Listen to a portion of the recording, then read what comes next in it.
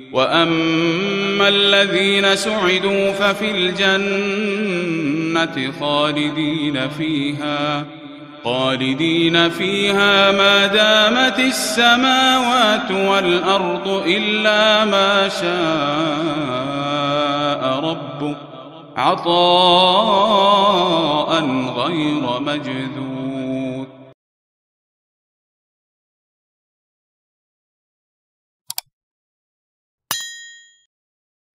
بسم اللہ الرحمن الرحیم.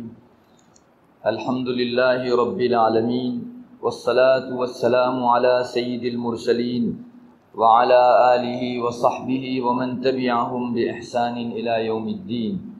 اما بعد، اعوذ باللہ من الشیطان الرجیم.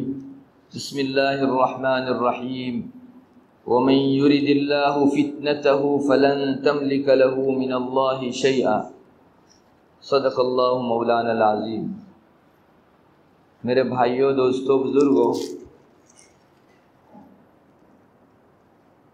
مجھے کچھ نوجوانوں کی طرف سے یہاں یہ کہا گیا ہے کہ اس وقت واٹس ایپ اور مختلف ایپسوں کے اوپر دجال کے سلسلے میں مختلف قسم کی معلومات آتی رہتی ہیں، تو ہمیں اسلامی نقطۂ نظر سے تھوڑا دجال کا فتنہ کیا ہے اس بارے میں معلومات دی جائے.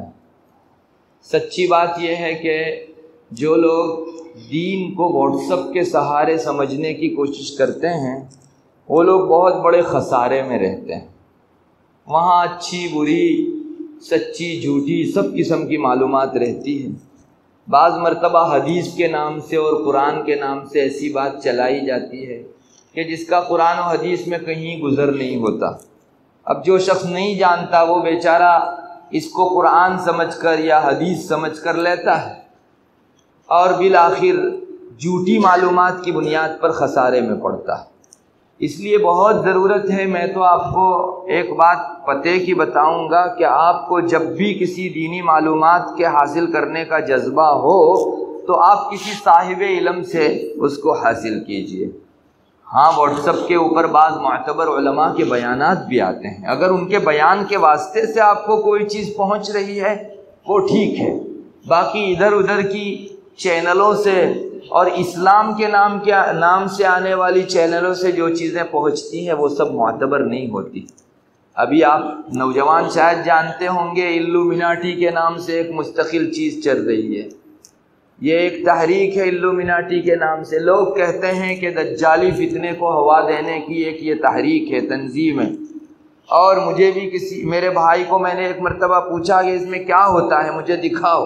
تو اس نے بتایا کہ سب چیزوں میں آنکھ کی تصویر اور دجال کے جو سمبولز رہتے ہیں ان کی تصویر وغیرہ رہتی ہے، اور وہ جب مومن دیکھتا ہے تو اس کے دل کے اندر دجال کی محبت پیدا ہوتی ہے، اور یوں اور توں اللہ بلا چیزیں الومیناٹی کے نام سے چل رہی ہے. آپ کو ایک بات بہت صاف بتا دوں، کسی جگہ آنکھ کی تصویر اگر کوئی آپ کو چاروں ناچار جانے انجانے دکھاتا بھی ہے تو اس کی تاثیر تو ایک مرتبہ سبحان اللہ پڑھنے سے ختم ہو جاتی ہے.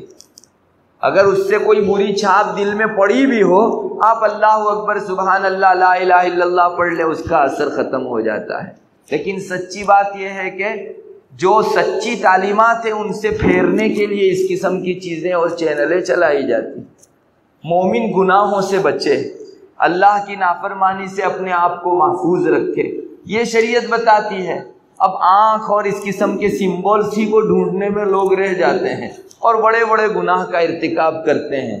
ان گناہوں سے بچانے کے لیے کوئی جو ہے چینل نہیں چلتی، صرف معلوماتی چیزیں لوگوں کو دینے کے لیے چینلیں چلتی ہیں.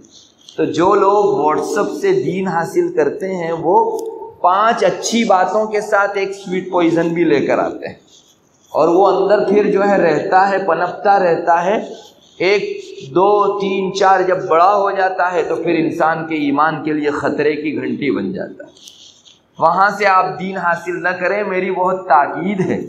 آپ کے پاس کہاں قرآن و حدیث موجود نہیں ہے، آپ قرآن و حدیث سے چیز لیں، علماء سے معلوم کریں کہ بھائی دجال کے سلسلے میں کیا ہونا چاہیے.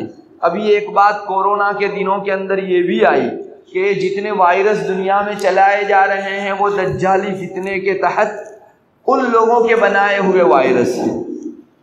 چلو وقتی طور پر آپ نے تھوڑا سا سمجھ بھی لیا کہ کچھ دو وائرسوں کو جوڑ کر کسی نے اس طرح کی چیز بنائی بھی ہے، تو کیا وائرس کے ذریعے سے کسی کو بیمار کرنا دجال کے بس میں ہے؟ ہمارے رب کے علاوہ کوئی بیمار نہیں کر سکتا۔ یہ ہمارے ایمان کو بگاڑنے کی چیز ہے۔ لوگ کہتے ہیں کہ دجالی فتنے کا یہ ایک ذریعہ ہے کہ اس کے ذریعے سے کورونا وائرس چلایا گیا، کووڈ وائرس چلایا گیا۔ مومن چاروں ناچار اپنے دل میں یہ سمجھنے لگتا ہے آہستہ آہستہ کہ دجال کی بھی اپنی طاقت ہے اور وہ بھی جو ہے لوگوں کو بیمار کر سکتا ہے۔ حالانکہ میرا اور آپ کا ایمان ہے کہ شفا بھی اللہ ہی دے سکتا ہے اور بیمار بھی اللہ ہی کر سکتا ہے۔ تو کیوں ہم سب لوگ ان چیزوں میں پڑے؟ ہمارا ایمان سچ مچ یہ جو کورونا کاٹ گیا اس میں بہت کمزور ہو گیا۔ اس وقت مسلمانوں کی سب سے بڑی کمزوری جو ظاہر ہو کر آنکھوں کے سامنے آئی وہ ایمان کی کمزوری ہے۔ کتنے ہی مسلمان وائرس کو خدا سمجھنے لگے اور اس سے ایسا ڈرنے لگے جیسے اللہ سے ڈرنا چاہیے، جبکہ یہ بھی اللہ کی مخلوق ہے۔ وائرس اللہ کے فیصلے کے بغیر اور حکم کے بغیر کسی کو نقصان نہیں پہنچا سکتی۔ نہیں دیکھا آپ نے کتنے ہی لوگوں نے اپنے بیماروں کی خدمت کی، جبکہ ان کو کورونا تھا اور جو بیمار تھا وہ مر گیا، خدمت کرنے والے کو کچھ نہیں ہوا۔ اور ایک آدمی بہت زیادہ احتیاط برتتا تھا، نماز ہی نہیں پڑھتا تھا کورونا کے ڈر سے، آتا ہی نہیں تھا مسجد کے اندر، اسے لگا کورونا اور مر گیا وہ آدمی دنیا میں۔ کیوں بھائی؟ کورونا اگر وہاں سے منتقل ہوتا تو اسے مرنا چاہیے تھا جس نے بیمار کی پورا رات دن خدمت کی، لیکن اللہ کے فیصلے کے بغیر وائرس بھی کچھ نہیں کر سکتا۔ یہ ہمارا ایمان ہے۔ ہاں احتیاط رکھنا ضروری ہے، آپ سبب کے درجے میں احتیاط رکھیں، مگر ہماری کمزوری کہاں ظاہر ہوئی؟ ہم نے سبب کو تو دیکھا لیکن سبب کے خالق کو بھول گئے، ہم لوگ مسبب الاسباب کو بھول گئے۔ آپ نے نہیں دیکھا آج ویکسین کا دور ہے، اتنا غلغلہ جو ہے ویکسین کا کیا جا رہا ہے۔ ہماری برادران وطن جو قوم ہے ہنود، وہ تو اس کو آب حیات ہی سمجھتے ہیں، یعنی ایک ویکسین لے لی تو ابھی ساری بیماریوں کا علاج ہو گیا، کبھی بیمار ہونے ہی والے نہیں ہیں، اس طرح سے وہ لے رہے ہیں۔ ویکسین منع نہیں ہے، اگر آپ لیں کوئی آپ کو منع نہیں کرتا۔ اشکال اس بات پر ہے کہ آپ اس کو اللہ سمجھ رہے ہیں ویکسین کو، اس کے بعد کیا اللہ تب بھی بیمار کرنا چاہے نہیں کر سکتا۔ ہمارا ایمان بہت ڈاواڈول ہو گیا ہے۔ ہمیں چاہیے کہ ہم اپنے رب کے اوپر اتنا پکا ایمان رکھیں کہ اللہ جس دن چاہے گا، میرے لاکھ اسباب اختیار کرنے کے باوجود اس کا فیصلہ اٹل، میں بیمار ہو کر رہوں گا، اور میرے لیے اگر اللہ نے نہیں چاہا ہے تو میں کبھی بیمار نہیں ہو سکتا۔ شفا بھی اللہ کے ہاتھ میں ہے اور بیماری بھی اللہ کے ہاتھ میں ہے۔ تو یہ سب ہمارے ذہن و دماغ کے اندر چیز بھری جا رہی ہے، وہ انہی واٹس ایپ اور موبائل اور نیٹ کے واسطے سے۔ مسلمان جب بھی کسی کو فون کرتا ہے سب سے پہلے اس کے کان میں وہ ایک خاتون کی آواز سنائی دیتی ہے کہ بھائی یہ پہنو، وہ کرو، یوں کرو اور توں کرو۔ 5-10 مرتبہ انسان جب اس طرح کی بات سنے گا تو بار بار جب ایک چیز سنتا ہے تو اس کے دل میں اس کی حقانیت جمتی ہے۔ ٹھیک ہے آپ مجبور ہیں، فون کریں گے تو آپ نہ چاہیں گے تو بھی سننا پڑے گا، لیکن ان دنوں میں توکل کے اسباب کسی نے نہیں جو ہے پڑھے، اس کے اسباب پڑھنے چاہیے تھے توکل کے۔ اسلام یہ تعلیم دیتا ہے کہ اسباب اختیار کرو اور بھروسہ اللہ پر رکھو، اس کو کہتے ہیں توکل۔ سبب اختیار کر کے سب کچھ سبب ہی کو سمجھ لو، اللہ کو بھول جاؤ، یہ توکل نہیں ہے۔ اگر ہمارے اندر سے توکل اور اللہ کا بھروسہ نکل گیا تو ہماری جو برادران وطن قوم ہے ہنود، ان میں اور ہم میں کیا فرق ہے؟ ارے ایسے بھی واقعات سنے گئے کہ مسلمان میت گھر میں پڑی ہوئی ہے اور اولاد ہاتھ لگانے کو تیار نہیں، چہ جائے کہ غسل دیتے، چہ جائے کہ کفناتے، کچھ کرنے تیار نہیں ہے۔ اتنا زیادہ اللہ تعالیٰ کو ہم لوگ بھول گئے۔ ہمیں معلوم ہونا چاہیے کہ غسل دینا فرض کفایہ ہے، کفن دینا فرض کفایہ ہے، مسلمان کو دفنانا فرض کفایہ ہے۔ فرض کفایہ کا مطلب یہ کہ کوئی بھی بستی میں سے غسل نہ دے تو سب گنہگار ہیں ایک فرض کے چھوڑنے کے۔ ایسی بھی مثالیں دیکھی گئی کہ ہم کو کورونا لگ جاوے گا، اس بنیاد پر لوگوں نے غسل دیے بغیر ہی، کفنائے بغیر ہی دفن کر دیا، جبکہ آپ کو اختیار بھی تھا، آپ کر سکتے تھے۔ بعض جگہوں پر مجبوری تھی، وہاں کی بات الگ ہے، لیکن آپ کر سکتے تھے، تب بھی نہیں کیا گیا۔ انہوں نے ایک فرض چھوڑا، ایک کیا متعدد فرض چھوڑے، اس لیے کہ غسل دینا مستقل فرض ہے، کفنانا مستقل ایک فرض ہے، الگ الگ فرض مسلمانوں نے چھوڑے۔ یہ اسی وجہ سے کہ لوگ اپنے اللہ کو بھول گئے تھے۔ میرے بھائیوں، بیماری ہے، ڈرنے کی ضرورت ہے، لیکن ایک مخلوق اللہ کے حکم کے بغیر کچھ نہیں کر سکتی، یہ بھی ساتھ میں سمجھنے کی ضرورت ہے۔ ہم لوگ یہ بھول جاتے ہیں اور کورونا ہی کو خدا سمجھ لیتے ہیں۔ تو وقتی طور پر یہاں رک کر میں یہ بتاؤں گا کہ ادھر ادھر کی چیزوں سے دینی معلومات حاصل کرنے سے باز رہیے۔ شریعت میں ماشاءاللہ ذخیرہ موجود ہے۔ اللہ کے رسول صلی اللہ علیہ وسلم کی زبان رسالت سے دجال کے بارے میں اتنی پرفیکٹ باتیں نکلی ہیں، پچھلے انبیاء سے بھی منقول ہے کہ انہوں نے اپنی قوم کو ڈرایا۔ رسول اللہ صلی اللہ علیہ وسلم کا ایک ارشاد ہے، وہ فرماتے ہیں، آپ صلی اللہ علیہ وسلم ارشاد فرماتے ہیں کہ تمام ہی انبیاء نے اپنی اپنی قوموں کو دجال سے ڈرایا ہے کہ دجال آنے والا ہے۔ دجال یعنی فتنہ، ایک بہت بڑا ایسا فتنہ آنے والا ہے کہ جس کے درجے کا کوئی فتنہ نہیں ہے۔ اچھے اچھے لوگوں کا ایمان ڈاواڈول ہو جائے گا۔ تمام انبیاء نے بھی دجال سے اپنی قوموں کو ڈرایا ہے، اور آپ صلی اللہ علیہ وسلم نے بھی اپنی امت کو ڈرایا ہے، مگر آپ نے بعض باتیں ایسی ارشاد فرمائی ہے جو پچھلے انبیاء نے اپنی قوموں کو نہیں بتائی تھی، چونکہ آپ سید الرسل تھے۔ تمام انبیاء اور رسول کے اندر آپ کا ایک بہت بڑا مقام تھا، تو آپ صلی اللہ علیہ وسلم نے کہہ کر بتایا کہ پچھلے نبیوں نے یہ بات نہیں بتائی ہے، میں تم کو کہتا ہوں۔ اتنی واضح تعلیمات دجال کی اگر ہمارے پاس موجود ہے، اور ہم پھر واٹس ایپ کے سہارے اور نیٹ کے سہارے دجال کی معلومیت حاصل کریں گے، تو پھر جو آدمی خسارے میں نہیں پڑے گا تو اور کہاں جاوے گا۔ دجال ایک فتنے کا عنوان ہے۔ جیسے زمانے میں الگ الگ ایمان کو لے اڑنے والے فتنے اڑتے ہیں، ویسے دجال بھی ایک فتنہ ہوگا، اور اتنا زبردست فتنہ ہوگا کہ اللہ کے رسول صلی اللہ علیہ وسلم نے بار بار اپنی دعاؤں کے اندر اس فتنے سے پناہ چاہیے، اور امت کو بھی پناہ چاہنا سکھلایا ہے۔ کوئی آدمی جرأت نہیں کر سکتا، ہمت نہیں کر سکتا کہ وہ یہ کہے کہ میں دجال کے سامنے جاؤں گا اور میرا ایمان بچا کر لے آؤں گا۔ ایسی کوئی جرأت نہ کرے۔ اتنا خطرناک فتنہ ہوگا کہ اچھے اچھے لوگوں کا ایمان پانی ہو جاوے گا اور لوگ ایمان کھو کر آئیں گے۔ حضرت عمران ابن حسین رضی اللہ تعالیٰ عنہ ایک صحابی ہیں، وہ روایت کرتے ہیں نبی کریم صلی اللہ علیہ وسلم نے سنا، آپ صلی اللہ علیہ وسلم نے فرمایا کہ تم لوگ اگر یہ سنو کہ دجال نکلا ہوا ہے تو تم میں سے کوئی آدمی دجال کے سامنے نہ جاوے، اس سے دور ہی رہے۔ یہ آپ صلی اللہ علیہ وسلم نے فرمایا، اس لیے کہ ایک آدمی دجال کا فتنہ سن کر یہ سمجھ کر جاوے گا اس کے پاس کہ میں تو مومن ہوں، میرا ایمان مجھ کو محفوظ رکھے گا، میں اس کے فتنے میں نہیں آؤں گا۔ رسول اللہ صلی اللہ علیہ وسلم فرماتے ہیں یہ جاوے گا تب تو مومن ہوگا، مگر وہاں سے لوٹے گا تو کافر بن چکا ہوگا، چونکہ وہ اتنا شبہات میں ڈالنے والا ہوگا کہ اچھے اچھے ایمان والے لوگ بھی قریب جا کر اس کے بن جاویں گے اور اسی کے لشکر کا جو ہے فرد بن جائیں گے۔ اس لیے دجال کے فتنے سے آپ نے بچایا ہے اور بتایا ہے کہ امت کو اس کے سامنے نہیں جانا چاہیے، ہر فتنے میں اپنے آپ کو پیش نہیں کرنا چاہیے۔ یہ ایک سبق ہے ہمارے لیے۔ بہت سے لوگ جو ہیں وہ واٹس ایپ پر کلپ کھولتے ہیں اور جانتے ہیں کہ یہ ہنود کی کتھا ہے یا کوئی بھجن ہے، لیکن اس کے باوجود بھی تھوڑا سا اس ہمت پر کہ تھوڑا کھول کے دیکھ لیں اور فوراً بند کر دیں گے۔ اتنی دیر بھی فتنے پر اپنے آپ کو پیش مت کرو، کبھی کبھی یہ وائرس دل میں رہ جاتا ہے اور موت کے موقع پر بہت پریشان کرتا ہے۔ اس کو کلک ہی مت کرو، یہ کفر کی چیز ہے، ذرہ برابر دیکھنے کو بھی مت دیکھو اور چھوڑنے کو بھی مت دیکھو۔ کبھی کبھی دل میں وہ چھوڑ جاتی ہے چیز، ابھی تو نہیں پتہ چلتا، لیکن موت کی جب نازک گھڑی آوے گی اس وقت یہ چیز زندہ ہوگی، جوان ہوگی، جو وائرس اندر پڑا ہوا تھا، اور اتنی پریشان کرے گی کہ شاید بعض مومن اپنا ایمان چھوڑ کے جائیں گے دنیا سے۔ اس لیے اس فتنے پر بھی اپنے آپ کو پیش مت کرو۔ دجال خطرناک فتنہ ہے، آپ نے بہت تفصیل سے بیان فرمایا۔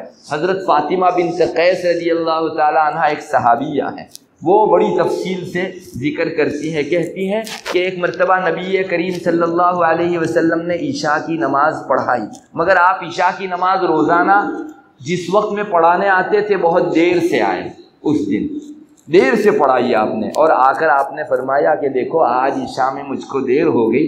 اس کی ایک وجہ یہ ہے کہ ایک شخص آئے ہوئے تھے میرے پاس جن کا نام تمیم داری ہے، انہوں نے مجھ کو دجال کی پوری حقیقت جو انہوں نے اپنی آنکھ سے دیکھی یا جس نے دیکھی اس نے تمیم داری کو بتائی، وہ تفصیل سنا رہے تھے، اس لیے میں آپ کو آج عشاء کی نماز تھوڑا دیر سے پڑھا رہا ہوں۔ یہ نبی کریم صلی اللہ علیہ وسلم نے آ کر پہلے معذرت فرمائی، پھر نماز پڑھ چکے، اس کے بعد آپ صلی اللہ علیہ وسلم نے لوگوں کو کہا کہ بھائی تھوڑا سا جمع ہو جاؤ، آج میں ایک بات بیان کرنے والا ہوں آپ کے سامنے جو تمیم داری نے مجھ کو بتائی ہے۔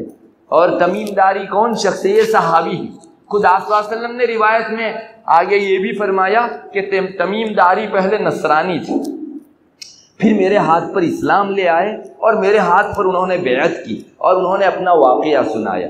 تمیم داری کہتے ہیں یہ رسول اللہ صلی اللہ علیہ وسلم ممبر پر سے سنا رہے ہیں سب کو، جو تمیم داری سے دجال کا واقعہ آپ نے سنا وہ سنا رہے ہیں۔ تمیم داری نے کہا، آپ صلی اللہ علیہ وسلم فرماتے ہیں تمیم داری نے مجھ کو کہا کہ ہم لوگ تقریباً 20 آدمی ایک بڑی کشتی کے اندر سوار ہو کر جا رہے تھے، 2 قبیلے کے لوگ کشتی میں سوار تھے، ایک تو بنو لخم تھے اور بنو جزام تھے، یہ قبیلے تھے بڑے بڑے، ان کے لوگ ہم لوگ کشتی میں جا رہے تھے۔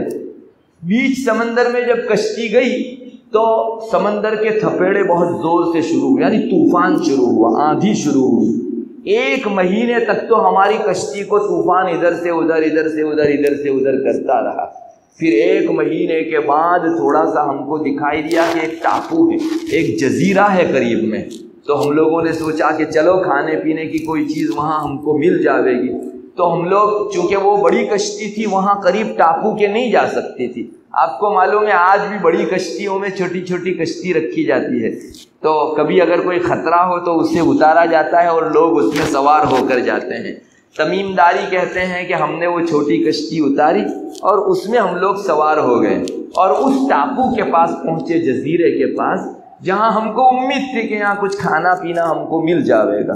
یہ کشتی قریب ہوئی، ہم لوگ اترے، ٹاپو کے اوپر آگے جانے لگے تو ایک بہت بڑے بال والی خاتون جس کے بال زمین پر گھسٹ رہے تھے، سر کے بال بھی اور بدن کے بال بھی بہت بڑے تھے، یہ پتہ ہی نہیں چل رہا تھا کہ یہ عورت ہے یا مرد ہے یا کوئی جانور ہے۔ یہ تمیم داری خود اپنا واقعہ فرماتے ہیں کہ ہم کو معلوم ہی نہیں ہو رہا تھا، تو کہہ رہے ہیں کہ ہم نے پوچھا اس عورت سے جو دکھائی دے رہی تھی عورت کہ تو کون ہے؟ تو کہنے لگی میں جساسہ ہوں۔ جساسے کا مطلب یہ ہے کہ دجال کے جاسوس رہتے ہیں، تو وہ لوگوں کی معلومات دنیا میں کہاں کیا چل رہا ہے اس کے لیے اپنے جاسوس چھوڑتا ہے۔ تو وہ خود کہتی ہے جو ملی ایک شکل کہ میں تو جساسہ ہوں، اور ہم نے اس کو کہا کہ یہاں کی خبر دے۔ تمیم داری کہتے ہیں کہ ہم نے اس کو کہا کہ یہاں تو کیسے آ گئی، یہاں ٹاپو کے اندر کیا ہے کیا نہیں ہے تھوڑی سی بتا ہم کو۔ تو کہنے لگی میں تم کو کچھ نہیں بتا سکتی، اور نہ تو میں تم کو کچھ پوچھوں گی نہ تمہارے سوال کا جواب دوں گی۔ ہاں یہاں حویلی دکھ رہی ہے آپ کو، اس حویلی میں جاؤ، وہاں ایک آدمی ہے جو تم لوگوں سے دنیا کی خبر پانے کا بڑا مشتاق ہے، اس کو شوق ہے کہ تم لوگوں سے دنیا کی خبر معلوم کرے۔ تو تمیم داری کہتے ہیں کہ ہم کو تھوڑا سا اندیشہ بھی ہوا کہ یہ ہم کو حویلی میں بھیج رہی ہے، شاید یہ شیطان ہے۔ پھر بھی ہم لوگ ایک مرتبہ وہاں حویلی کے پاس گئے اور وہاں جا کے دیکھا تو ایک بہت بڑا انسان ہے جو بیڑیوں میں جکڑا ہوا ہے، اور حویلی کے اندر وہ اچھل کود کر رہا ہے، جیسے ایک آدمی بیڑیوں میں جکڑا ہوا ہو تو چھوٹنے کے لیے کتنی کوشش کرتا ہے۔ پاگل لوگوں کو جب باندھا جاتا ہے تو اپنا پورا زور لگا کر وہ بیڑیوں کو توڑنے کی کوشش کرتے ہیں، تو وہ آدمی جو ہے وہ اچھل رہا تھا اور بالکل چھت کے اوپر اچھلتا ہے واپس آتا ہے، اچھلتا ہے واپس آتا ہے، گویا بیڑیوں سے چھوٹنا چاہ رہا ہے۔ تو وہ تمیم داری فرماتے ہیں کہ جب اس آدمی نے ہم کو دیکھا تو ہم کو پوچھا کہ تم کون ہو، کہاں سے آ رہے ہو؟ ہم نے اس کو پوچھا کہ تو کون ہے؟ تو اس نے کہا میں دجال ہوں۔ وہ جو جزیرے کے اندر تھا، یہ رسول اللہ صلی اللہ علیہ وسلم کی زبان یہ اس لیے اس میں کچھ ملاوٹ ہو ہی نہیں سکتی، خود آپ سے حدیث کی کتابوں میں یہ چیز موجود ہے۔ ہم نے اس کو پوچھا کہ تم کون ہے؟ تو کہنے لگا میں دجال ہوں۔ پھر اس نے پوچھنا شروع کیا کہ تم کہاں سے آ رہے ہو؟ کیا نبی امی پیدا ہو گئے؟ یعنی رسول اللہ صلی اللہ علیہ وسلم کے متعلق وہ پوچھ رہا تھا، وہ پیدا ہو گئے؟ ہم نے کہا جی پیدا ہو گئے۔ اس نے پوچھا لوگوں نے ان کی مانی یا ان کی نہیں مانی؟ تو ہم نے جواب دیا کہ ہاں بہت سے لوگوں نے آپ صلی اللہ علیہ وسلم کی مانی اور آپ کے ہاتھ پر لوگ ایمان بھی لے آئے۔ تو اس نے کہا کہ یہ تمہارے حق میں اچھا ہوا کہ تم لوگوں نے مانا۔ یہ دجال بول رہا ہے، چونکہ اسے پتہ ہے کہ رسول کو جھٹلانے کی وجہ سے اللہ کا عام غضب آتا ہے اور زمین ڈھا دی جاتی ہے، تو اچھا ہوا تم نے مانا۔ پھر دوسری اور روایتوں کے اندر بھی مضمون آیا ہے کہ نبی کریم صلی اللہ علیہ وسلم نے یہ روایت سب کے درمیان میں بیان فرمائی اور آخر میں فرمایا کہ وہ مشرق کی جانب میں یعنی پورب کی جانب میں سمندر کا جو حصہ ہے اس جگہ ایک جزیرہ ہے، وہاں یہ دجال آج بھی موجود ہے۔ نبی کریم صلی اللہ علیہ وسلم نے بھی اپنی امت کو دجال کے فتنے سے بہت ڈرایا ہے، اور یہ جس دن آوے گا نا آپ اندازہ نہیں کر سکتے کہ اس کے فتنے کتنے شدید ہوں گے۔ روایتوں میں آتا ہے دجال کے ساتھ بہت سارا بڑا لشکر ہوگا، بہت بڑا لشکر، 70,000 تو یہودی ہوں گے چادر سہی لسان پہن کر اس کے پیچھے پیچھے چلنے والے، بہت بڑی جمعیت کو لے کر وہ آوے گا، اور اس کے ساتھ 2 فرشتے ہوں گے، ایک طرف ایک دوسری طرف دوسرا۔ یہ بھی روایت میں ہے، دونوں کو نبی کی شکل دی گئی ہوگی، دونوں فرشتے نبی کی شکل کے ہوں گے۔ تو جب یہ دجال آگے چلے گا لوگوں کو کہے گا کہ دیکھو میں تمہارا معبود ہوں، وہ معبود ہونے کا دعویٰ کرے گا، رسول ہونے کا نہیں، معبود ہونے کا وہ دعویٰ کرنے والا ہے۔ تو وہ لوگوں میں اعلان کرے گا کہ میں تمہارا معبود ہوں یا نہیں؟ تو جو 2 انبیاء کی شکل کے فرشتے ہوں گے ان میں سے ایک فرشتہ تھوڑا آہستہ سے کہے گا جھوٹ کہا تو نے، وہ جو فرشتہ ہوگا وہ آہستہ سے کہے گا تو نے جھوٹ کہا، مگر لوگ ان کے اس جملے کو نہیں سنیں گے، اور دوسری طرف جو فرشتہ ہوگا نبی کی شکل میں وہ کہے گا کہ تو نے سچ کہا۔ وہ فرشتہ دوسرے فرشتے کو کہہ رہا تھا کہ تو نے اس کو جو جھٹلایا نا اس میں تو سچا ہے، تو تو نے سچ کہا، یہ بات سب سنیں گے تو سب کے کانوں میں کیا جاوے گا کہ دجال کی بات پر یہ کہہ رہے ہیں کہ تو نے سچ کہا۔ حالانکہ وہ دوسرے فرشتے ہیں، انہوں نے اس فرشتے کی بات کو کہا کہ تو نے سچ کہا، یعنی اس کو جو جھٹلایا نا وہ سچ تھا، لیکن لوگ اسے سنیں گے نہیں، لوگوں کو یہی سنائی دے گا کہ وہ فرشتہ اور نبی کی شکل کا فرشتہ کہہ رہا ہے کہ سچ کہا، یعنی دجال نے۔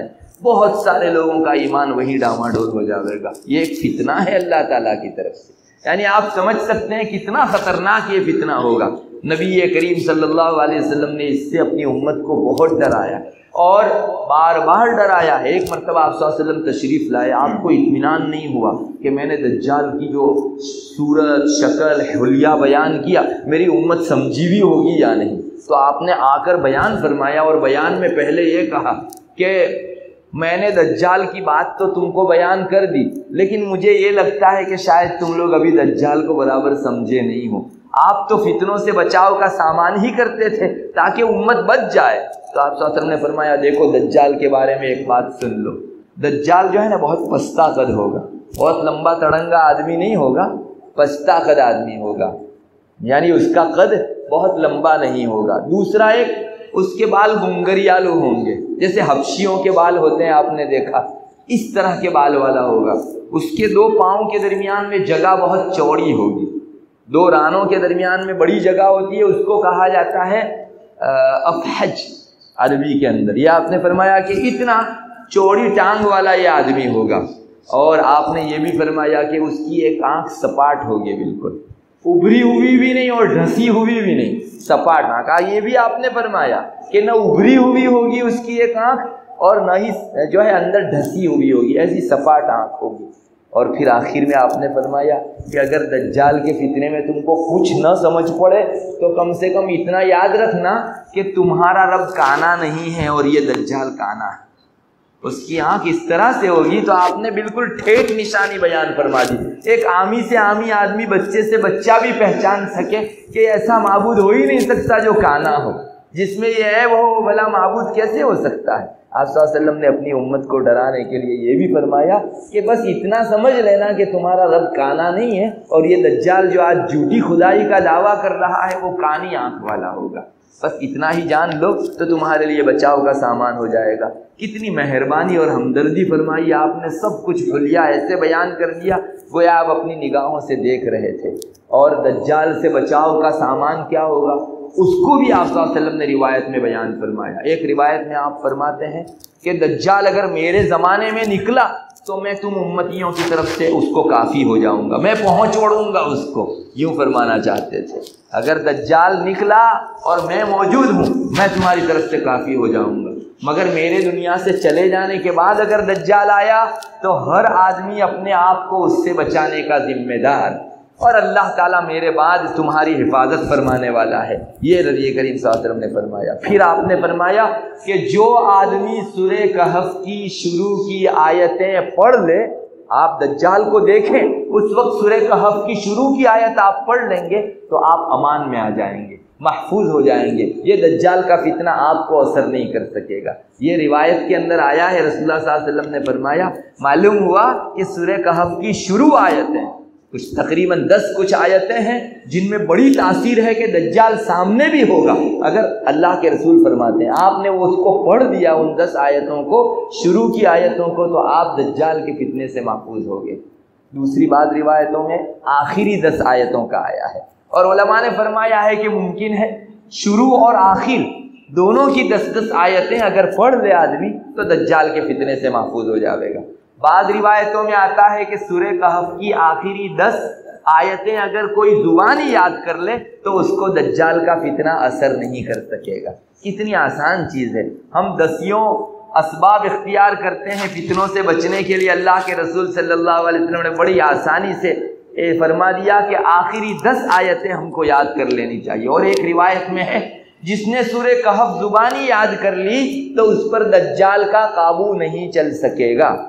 تو کتنی آسان چیز ہے، ہم لوگ جو ہے اس طرف التفات نہیں کرتے۔ اگر واٹس ایپ پر یہ آ گیا کہ اتنا وظیفہ یہ پڑھنے کی وجہ سے دجال سے محفوظ رہ جاوے گا آدمی، تو آدمی جو ہے اپنے گھنٹوں خرچ کر کے وہ اس کے بتائے ہوئے وظیفے پڑھے گا، لیکن رسول اللہ صلی اللہ علیہ وسلم کا بتایا ہوا اتنا پکا اس پر ہمارا یقین نہیں ہے۔ اللہ ہمیں معاف فرمائے۔ میرے بھائیوں، میں تو کہوں گا ہمارے ان چھوٹے چھوٹے بچوں کو آپ سورہ کہف کم سے کم ضرور یاد کرا دیں، اس لیے کہ ہمارے ان نسلوں کے ایمان کی حفاظت کا بہت بڑا ذریعہ ہے۔ ہمارے بچوں کے سینوں میں سورہ کہف محفوظ، انشاءاللہ یہ فتنوں سے محفوظ، ورنہ دجال کے فتنے پر کوئی جرأت نہیں دکھا سکتا، کوئی دلیری نہیں دکھا سکتا، کس کو لپیٹ میں لے لے کچھ نہیں کہا جا سکتا۔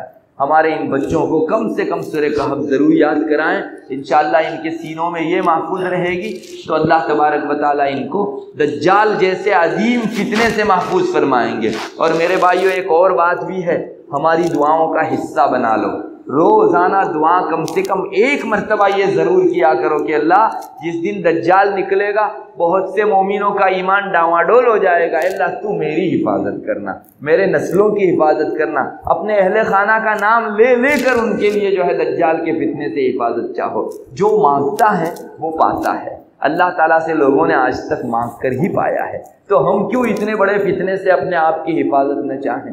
ضرور اللہ سے پناہ چاہا کرو، اللہ مسیح دجال کے فتنے سے ہماری پوری حفاظت فرما۔ ہم لوگوں کو اس سلسلے میں مستقل دعا کا معمول بنا لینا چاہیے۔ بہرحال واٹس ایپ پر آنے والی ادھر ادھر کی معلومات کا سہارا نہ لیجئے، قرآن و حدیث میں جو چیز آئی ہے ان کو لیجئے، اور صرف معلومات بڑھانے سے کچھ نہیں ہوتا، عمل سے سب کچھ ہوتا ہے۔ بعض بزرگوں نے بہت اچھا جملہ کہا ہے، کاش ہماری معلومات ہمارے معمولات بن جاتے۔ ہم کو معلومات اتنی ساری ہے اور معمولات اتنے ہیں، ہمارے عمل اتنا ہے۔ ارے تم جتنا جانتے ہو اتنے پر عمل کرنے لگو تو کامیاب ہو۔ آج یہ نیٹ کا جب سے زمانہ چلا ہے، لوگ معلومات حاصل کرنے میں بہت آنکھ بند کر کے دوڑ لگا رہے ہیں کہ مجھے یہ بھی معلوم ہے کہ اصحاب کہف کے کتے کا جو ہے رنگ کیسا تھا، اور وہ شیر تھا یا کتا تھا وہ بھی مجھ کو معلوم ہے، اور حضرت نوح کی کشتی کہاں جا کے رکی تھی، آج فلاں جگہ، یہ سب جو ہے ادھر ادھر کی چیزیں لوگ اس کا کیا جو ہے فائدہ؟ آپ کو معلوم بھی ہو گیا کہ کتے کا رنگ یہ تھا تو کون سے فتنے سے حفاظت ہو گئی؟ ارے جو کرنے کی چیز ہے وہ کرو۔ نماز میں کون سے فرائض ہیں، کون سے واجبات ہیں، کون سی چیزوں سے نماز ٹوٹ جاتی ہے، فاسد ہو جاتی ہے، ان چیزوں کی معلومات حاصل کرنے کی کوشش کرو۔ لیکن شیطان ہے، انسان کو کام کی چیزوں سے ہٹاتا ہے، بیکار چیزوں کے اندر لگاتا ہے، اس لیے اس طرف بہت زیادہ التفات مت کرو۔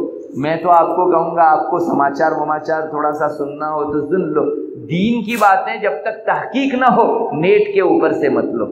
میں آپ کو کہتا ہوں بہت سارے گمراہ فرقے والے بھی اپنی اپنی معلومات چلاتے ہیں، لیکن وہ 5 چیزیں اچھی دیں گے، بیچ میں ایک سویٹ پوائزن ایسا گھسا دیں گے کہ آپ کو محسوس بھی نہیں ہوگا کہ آپ کے اندر اتر گیا ہے وہ، اور پھر وہ اپنا رنگ لاوے گا، اور اللہ ہماری حفاظت فرمائے۔ اگر کوئی ظاہری وائرس گھس آیا ہے تو جسم کو بیمار کرے گا، لیکن یہ ایمان کو ڈھا دینے والا وائرس گھسا تو یہ ہماری روحانیت کو ختم کر کے رکھ دے گا۔ اس لیے بہت ڈرنے کی ضرورت ہے، دین کے نام سے آنے والی ہر الا بلا کو ہم لوگ نہ سنیں، رسول اللہ صلی اللہ علیہ وسلم کی ان تعلیمات کو کتابوں سے حاصل کرنے کی کوشش کریں۔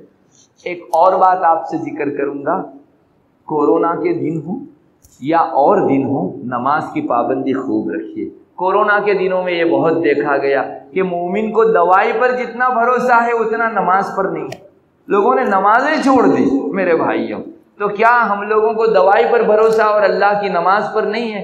یاد رکھیے، آپ اللہ کا رکھو گے، اللہ دوائی میں تاثیر رکھے گا۔ جو اللہ کا نہیں رکھتا وہ اللہ تبارک و تعالیٰ کی نگرانی میں سے باہر چلا جاتا ہے، حفاظت میں سے باہر نکل جاتا ہے۔ جون سی گھاٹی میں جا کر ہلاک ہو، اللہ کو اس کی کوئی پرواہ نہیں۔ نماز کی پابندی کرو، جب تک آپ کو اجازت دی جا رہی ہے آئیے نماز کے لیے، اور خواہ بند کرنے کی بھی کوئی وجہ نہیں ہے۔ بہت ساری مسجدوں کے اندر یہ بھی دیکھا گیا کہ حکومت کی طرف سے کوئی پابندی نہیں تھی، لیکن خواہ احتیاط کے طور پر مسجدیں بند کر دی گئیں۔ نہیں، اللہ کے گھر کو بند کرنا ایک حکم شرعی ہے، شریعت کہے گی تو بند کر سکتے ہیں، اگر نہیں کہتی اور کسی نے بند کیا، سب کی نماز کا ذمہ دار وہ۔ کل کو اللہ کے یہاں اتنے سارے لوگوں کی مسجد میں نماز غارت کی، اسے جواب دینا پڑے گا۔ اس لیے آپ آئیے نماز کے اندر، پابندی سے آئیے، انشاءاللہ آپ کی دوائی جس درجہ اثر کرتی ہے کورونا کو بھگانے میں، اس سے 100 گنا زیادہ، 1000 گنا زیادہ آپ کی یہ نماز کی تاثیر ہوگی۔ اللہ کا حکم نہ ہو تب تک مجال نہیں ہے کہ کوئی کورونا آپ کو اثر کر سکے۔ اس لیے میرے بھائیوں، اس کا بھی بڑا اہتمام کیجیے۔ اور آخر میں ایک بات ذکر کروں گا، ابھی قربانی کے دن آ رہے ہیں، ہماری طرف قربانی کے دنوں میں ایک بلا چل پڑی ہے۔ میں تو اس کو بلا سے کم کسی لفظ سے تعبیر نہیں کروں گا۔ شہروں میں پہلے یہ تھا، اب گاؤں میں بھی آنے لگا ہے۔ اکثر لوگ جو ہے اب قربانی کے جھمیلے میں کون پڑے، مدرسوں کے اندر اپنی قربانی لکھوا دیتے ہیں اور سمجھے فارغ ہو جاتے ہیں، کون کٹواوے، کون بانٹے، کون یہ کرے۔ ارے یاد رکھو، یہ قربانی جھمیلا نہیں ہے۔ آپ کے گاؤں میں اگر قربانی آپ نے خود اپنی کی، یہ قربانی اوپر جا کر ایسے واپس لوٹے گی۔ اللہ کی طرف سے آنے والے غضب کو، غصے کو، عذاب کو، سزا کو روکنے والی قربانی ہے۔ ہم لوگ وہاں بھیج دیں گے، قربانی ہو جائے گی، لیکن آپ کے گاؤں کی حفاظت کا سامان کیا ہوا؟ یاد رکھیے، جس گاؤں میں اللہ کا یہ شعار انجام دیا جاتا ہے، وہ گاؤں اللہ کی طرف سے خصوصی طور پر بلاؤں سے، وباؤں سے، مصیبتوں سے، پریشانی سے، عذاب سے، سزا سے محفوظ رکھا جاتا ہے۔ میرے بھائیوں، اپنی قربانی خود کیجیے اور اللہ کی محبت میں کیجیے، جتنا کر سکتے ہو کیجیے۔ اور روایتوں میں جو یہ دکھایا آتا ہے، کتابوں میں مسئلے کی روح سے بھی لکھا ہے کہ جو آدمی قربانی کر رہا ہے، مثلا میری قربانی ہے تو میرے ہی ہاتھوں ہونی چاہیے، میں اپنے ہاتھوں سے میرے رب کے خاطر ایک جانور ذبح کروں، میرا رب خوش ہو جائے، یہ کتنی اچھی چیز ہے۔ میں کسی دوسرے کو کہوں ذبح ہو جاوے گا، قربانی بھی ہو جاوے گی، لیکن وہ پیار اور محبت کا اظہار نہیں ہوگا۔ اس لیے محبت سے اپنے گاؤں کے اندر قربانی کا رواج دیجیے، اور زیادہ سے زیادہ قربانی ہو اس کا اہتمام کیجیے۔ دوسرے کو دے کر فارغ ہو جانا وقتی طور پر اچھا لگتا ہے، لیکن کل کو مصیبت کا فیصلہ ہوگا تو بچانے والی کوئی چیز اوپر پہنچی نہیں ہوگی جو آپ کو بچا سکے۔ پہنچاؤ قربانی کو اوپر، تاکہ وہ اللہ کے غضب اور آپ کے درمیان میں ایک آڑ بن جائے اور آپ کی حفاظت ہو۔ سچ مچ ایک مرتبہ سال میں قربانی کرنے کا اثر پورے سال تک رہتا ہے۔ پورے سال تک رہتا ہے۔ اس بستی پر موسلادھار اللہ کی رحمتیں برستی رہتی ہے جس بستی میں اللہ کا یہ شعار انجام دیا گیا۔ اس لیے اس کو جھمیلا نہ سمجھو، اپنے سر پر بوجھ نہ سمجھو، محبت کے ساتھ جو ہے ذبح کرو۔ اور کتابوں میں یہ بھی مسئلہ لکھا ہے کہ کوئی آدمی خود ذبح نہیں کر سکتا، مثلا عورت ہے، اس کی قربانی ہے، اس کو بھی بہتر تو یہی ہے کہ وہ اپنے ہاتھوں سے ذبح کرے، لیکن نہیں کر سکتی تو کم سے کم کوئی اس کا جانور ذبح کر رہا ہے کھڑی ہو کر اس کو دیکھے، نامحرموں سے بچاؤ کے ساتھ دیکھے۔ میں تو کہوں گا ان بچوں کو بھی کھڑا کرو، ارے بچوں کے دلوں کے اندر یہ منظر بھرے گا، آنکھوں کے اندر، کہ رب کے خاطر قربانی ایسے دی جاتی ہے، تو جب ان کی عمر ہوگی، جب ان کی جنریشن بڑی ہوگی، تو اس وقت ان میں بھی قربانی کا ایک مزاج منتقل ہوگا۔ آج ہمارے دلوں کے اندر ڈر بہت پھیل گیا ہے، اور کتابوں میں اولاد کی تربیت کے سلسلے میں جو کتابیں لکھی گئی ہیں اس میں خاص یہ بات بھی لکھی گئی ہے، بچے کو تھوڑا سا خون نکلے تو ہمارے یہاں یہ ہوتا ہے کہ ارے اتنا خون نکل آیا، مائیں جو ہے وہ ان کو شور شرابہ کر ڈالتی ہے گھر میں۔ بھائی اتنا زیادہ بچے کو ڈرانے کی ضرورت نہیں ہے، آپ ہرگز اس کو یہ فیل نہ کرائیے کہ یہ بہت بڑی چیز ہو گئی۔ خون نکلتا ہے، اس کی وجہ سے بچے کے دل کو کمزور اور بزدل بنانے کی ضرورت نہیں ہے۔ اسی لیے کہا جاتا ہے کہ بچوں کو آپ ذبح کے وقت کھڑا رکھیں گے، اس کی ہمت بندھے گی اور اس کو ایک اللہ کے لیے قربانی کرنے کا جذبہ پیدا ہوگا۔ ابھی شہروں میں مجھے ایک صاحب علم نے بتایا، ایک عالم نے، کہ ہمارے یہاں بچوں میں، مسلمان بچوں میں یہ مزاج پیدا ہو رہا ہے کہ قربانی علیاذ باللہ ظلم، چونکہ وہ غیر مسلم ماسٹروں سے پڑھتے ہیں اسکول کے اندر، وہ بار بار ان کے کانوں میں ڈالتے ہیں کہ ارے جانور کو ذبح کر کے تم ظلم کرتے ہو، تو مسلمان بچوں کی زبان پر یہ آنے لگا ہے کہ یہ ظلم ہے، ہم قربانی کو ہاتھ نہیں لگائیں گے۔ مسلمانوں میں یہ مزاج پیدا ہوا تو آپ سوچئے 10 سال کے بعد کی جنریشن کیا قربانی کرے گی؟ ان کی طرف سے وہ کوشش ہے، ہماری طرف سے قربانی کا مزاج بنانے کی کوشش کرنی چاہیے۔ یہ کوئی اور کرنے نہیں آئے گا، ہم بڑوں ہی کا ذمہ ہے کہ ان بچوں سے بھی اس سلسلے میں اللہ کا ایک کام ہو رہا ہے، اس حیثیت سے کام لیں، اور ان سے ذبح آپ کرا سکتے ہیں۔ بڑا بچہ ہے تو اس سے آپ کروائیے، چھوٹے بچوں سے کروانے کی ضرورت نہیں، لیکن ایک بڑا بالغ بچہ ہے اور نوجوانی کی عمر میں ہے، اس کو آپ آگے بڑھائیے، اس سے ان کے دلوں کے اندر قربانی کا مزاج پیدا ہوگا۔ میرے بھائیوں، یہ سب وہ چیزیں ہیں کہ جن کی طرف التفات نہ کرنے کی وجہ سے ہم اپنا بہت بڑا نقصان کر رہے ہیں۔ اللہ کرے ان سب چیزوں کی طرف ہمارا دھیان ہو، توجہ ہو، التفات ہو، اور اللہ تعالیٰ یہ مزاج ہماری نسلوں میں باقی رکھے کہ قربانی اللہ کی نزدیکی کا ذریعہ ہے۔ اللہ تبارک و تعالیٰ ہم سب کو ان چیزوں پر عمل کی توفیق مرحمت فرماوے، اور جتنے بھی فتنے ہیں، چاہے دجال کا فتنہ ہو، انٹرنیٹ کا فتنہ ہو، یا دوسرے اس قسم کے فتنے ہوں، ہم سب کے اللہ تبارک و تعالیٰ اور ہماری نسل ہا نسل کی ان سے حفاظت فرماوے۔ وآخر دعوانا الحمدللہ۔ دعا کر لیجیے۔ اللہم انت السلام و منک السلام، تبارک یا ذا الجلال والاکرام۔ اللہم صلی علی محمد النبی الامی وعلی آلہ وسلم تسلیما۔ اے اللہ ہمارے گناہوں کو معاف فرما، ہم لوگ بڑے گنہگار ہیں، بہت خطا کار ہیں، بہت سیاہ کار ہیں، ہمارے چھوٹے بڑے نئے پرانے ہر قسم کے گناہوں کو معاف فرما۔ اے اللہ ہم نے نافرمانیوں میں عمر گزار دی، اے اللہ نہ جانے ہماری زندگی کے ابھی کتنے لمحات باقی ہیں، اللہ جو کچھ زندگی باقی ہے اس میں اپنی رضوان و رضا خوشنودی کے کام کرنے کی توفیق مرحمت فرما۔ اب گناہوں سے ہمیں توبہ کی توفیق مرحمت فرما۔ اللہ پچھلے دنوں جتنے بھی گناہ کیے ہیں ان سب پر ہم نادم اور شرمندہ ہیں، آئندہ گناہ نہ کرنے کا پکا اور سچا تجھ سے وعدہ کرتے ہیں، اس وقت گناہوں سے ہاتھ اٹھائے دیتے ہیں۔ اللہ ہماری توبہ قبول فرما، ہمیں توبہ نصوح نصیب فرما، مسلمانوں میں اسلام سے اور شاعر اسلام سے محبت پیدا فرما۔ اللہ قربانی کے جو دن آ رہے ہیں ہم کو تیری محبت میں پوری قربانی کے ساتھ ہے اللہ ہماری قربانی انجام دینے کی توفیق مرحمت فرما۔ اللہ جو لوگ سر سے بوجھ ہٹانے کے لیے دوسری جگہوں پر قربانی دینے لگے ہیں اللہ ان کو یہ بات سجھا دے کہ قربانی انسان کے لیے رحمتوں کی موسلادھار بارش لاتی ہے، بہت ساری پریشانیوں کا حل ہے۔ اے اللہ ہمیں محبت سے تیرے خاطر جانور ذبح کرنے کی توفیق مرحمت فرما، ہماری دنیا اور آخرت دونوں کو سدھار دے۔ اے اللہ اس وقت واپس بعض علاقوں کے اندر یہ بیماری سر اٹھا رہی ہے، اے اللہ افریقہ کے بعض خطوں کے اندر روزانہ 20-22 میتیں ہو رہی ہیں۔ یا الہ العالمین ہم تجھ سے پناہ میں آتے ہیں، اپنا غضب ٹھنڈا فرما دے۔ اللہ پھر سے لوٹ کر یہ بیماری ہمارے ہندوستان میں اور دوسرے چپوں میں نہ جائے۔ اللہ اس طرح کے فیصلے فرما دے۔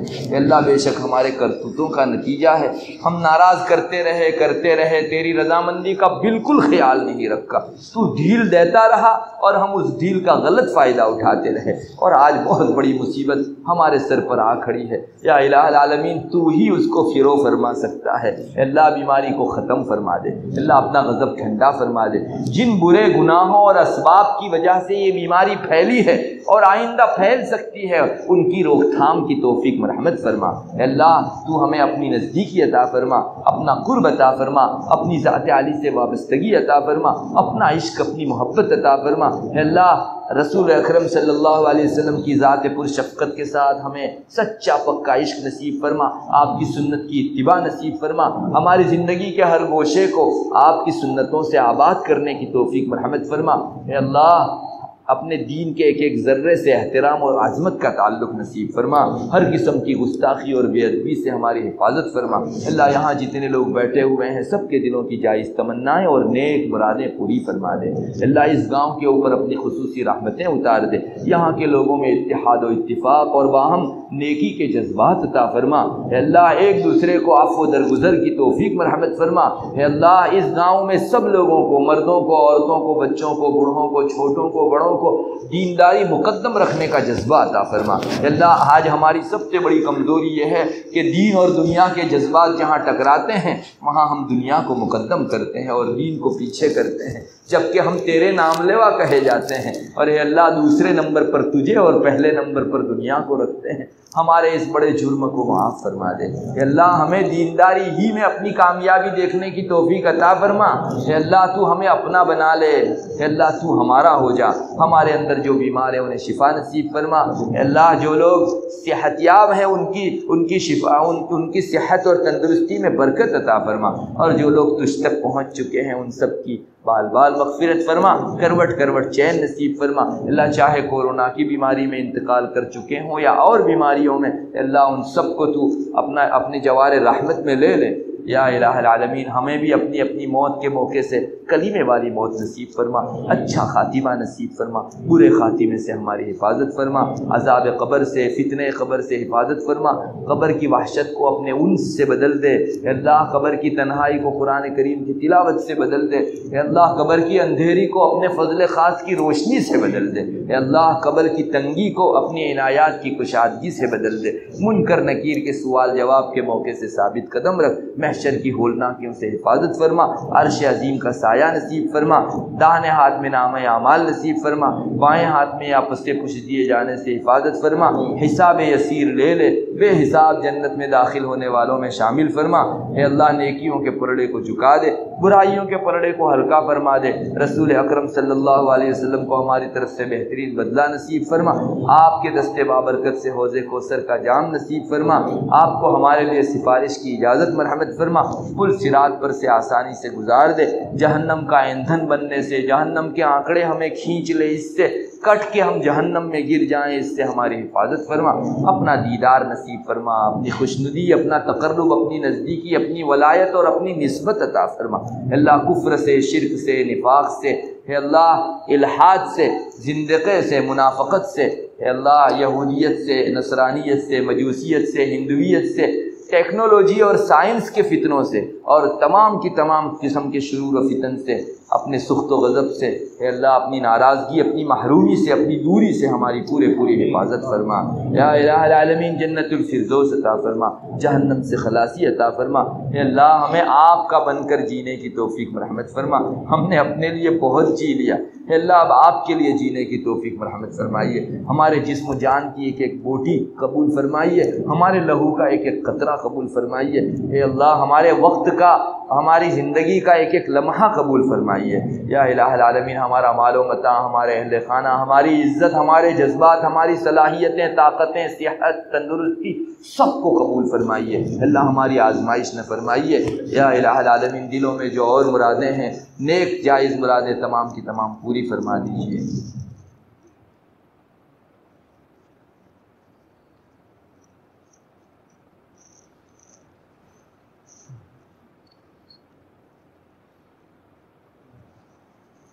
اللهم إنا نسألك من خير ما سألك منه نبيك محمد صلى الله عليه وسلم ونعوذ بك من شر ما استعاذ منه نبيك محمد صلى الله عليه وسلم أنت المستعان وعليك البلاغ ولا حول ولا قوة إلا بالله سبحان ربك رب العزة عما يصفون وسلام على المرسلين والحمد لله رب العالمين.